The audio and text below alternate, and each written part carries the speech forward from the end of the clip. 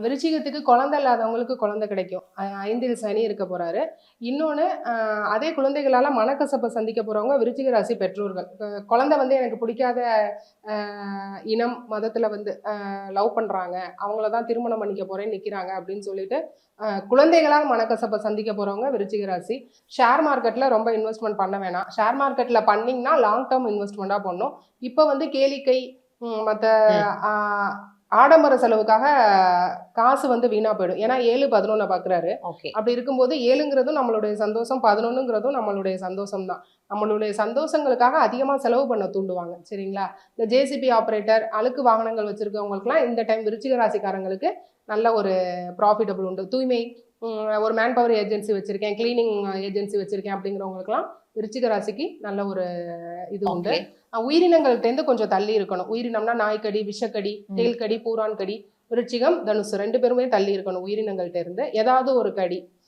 இன்னொன்று, வாழ்க்கை துணைக்கு ஏதோ ஒரு தழும்போ ஒரு வெட்டுக்காயமோ ஏதோ ஒன்று படுறதுக்கு சான்சஸ் இருக்கை. அப்படி இருக்கும்போது அதை பார்த்து இருக்கணும்.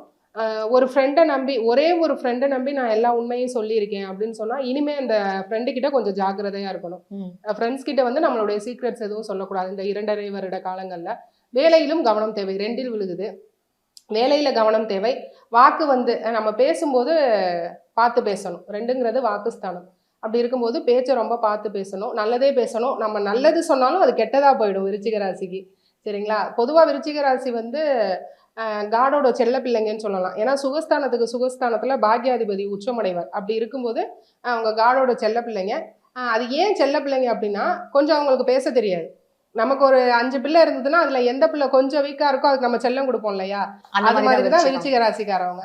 அந்த ஜலராசிகள்ல விருச்சிகம் வந்து தேங்கிய நீர்னு சொல்லுவோம், குளம். சரிங்களா? எப்படி கடகம் ஓடும் நீரோ இது வந்து குளம். குளத்துல வந்து எப்பவும் அழுக்கு படியும். அது போல நெகட்டிவ் தாட்ஸ் அவங்க மைண்ட்ல பதியும். அதை வந்து அவங்க அழிச்சிட்டே இருக்கணும். அதுக்குள்ள போய் சிக்கிடக்கூடாது. ஓவர் திங்கிங் இருக்கும்.